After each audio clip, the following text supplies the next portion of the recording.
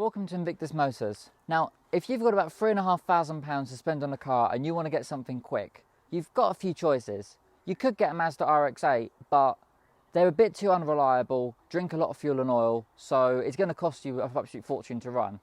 You could stretch to an early Boxster. However, if you're in that low budget, you're going to be looking at the bottom end of the market and you could end up spending absolutely thousands on a new engine. So if you've got £3,500, you want something quick, this is the car to go for, an Audi TT 225.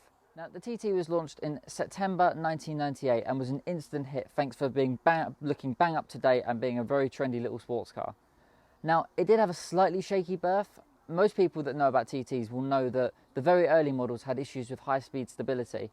Now, Audi rectified this quite quickly by introducing a rear lip spoiler.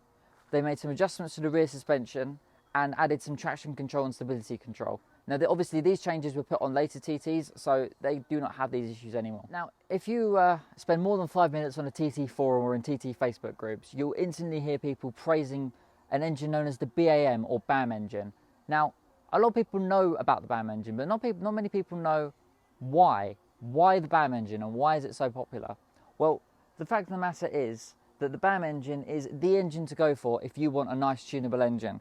This is because it doesn't have a secondary air injector, it doesn't have exhaust gas recirculation valves, it's got wideband sensors, not narrowband sensors, and it's also got push-fit coil packs, whereas on the later engines, known as the APX, it had bolted down coil packs.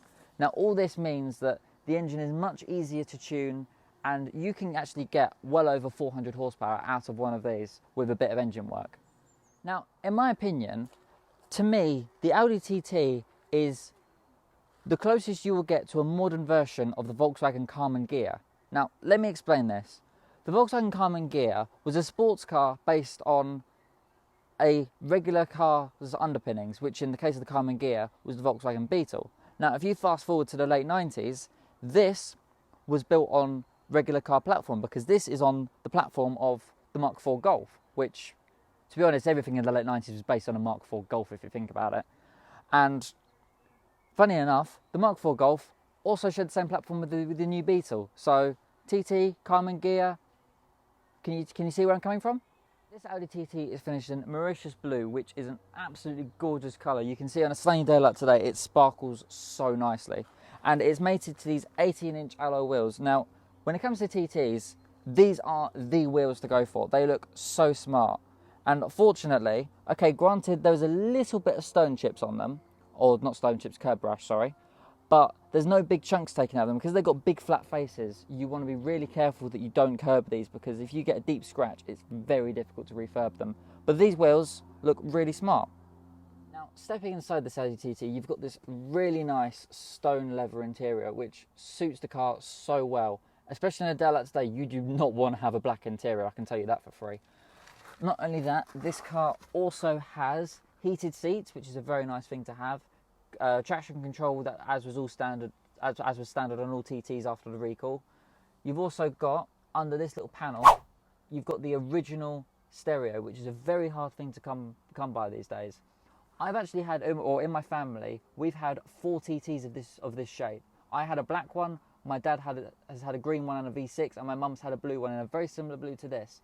None of these cars that we've owned have ever had the original stereo, so it is a very hard thing to find. Other things worth mentioning in here are the Bose sound system, which sounds so good. If you've got a bassy music playing, it just sounds the business. Not only that, but you've also got this really nice aluminium gear shifter with it's quite an unusual rubber shift boot, which I think looks really smart. It makes the car stand out and look a bit different from everything else on the market. Now, this Audi TT produces 222 brake horsepower.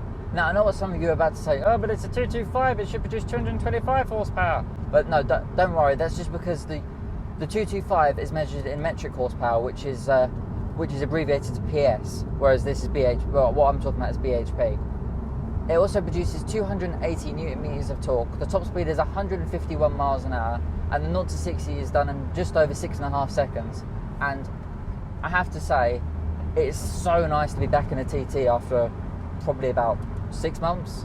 They drive so well, they stick to the road like you wouldn't believe.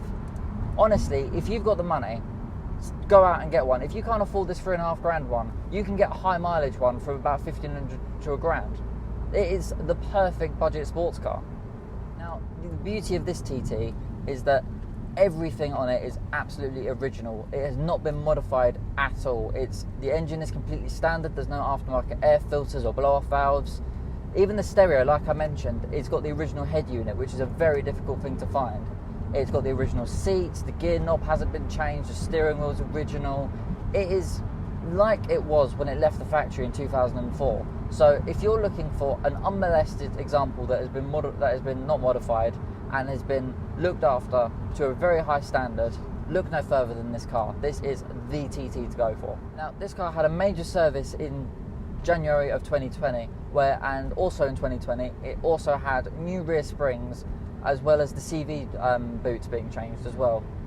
So this car has been well looked after and is not due another service for a while. Now, the special mention on this car has got to be the Ko4 Turbo Charger that all TT 225s were fitted with.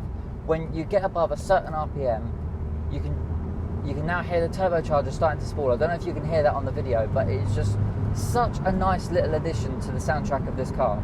It's just the little things that make this car so nice.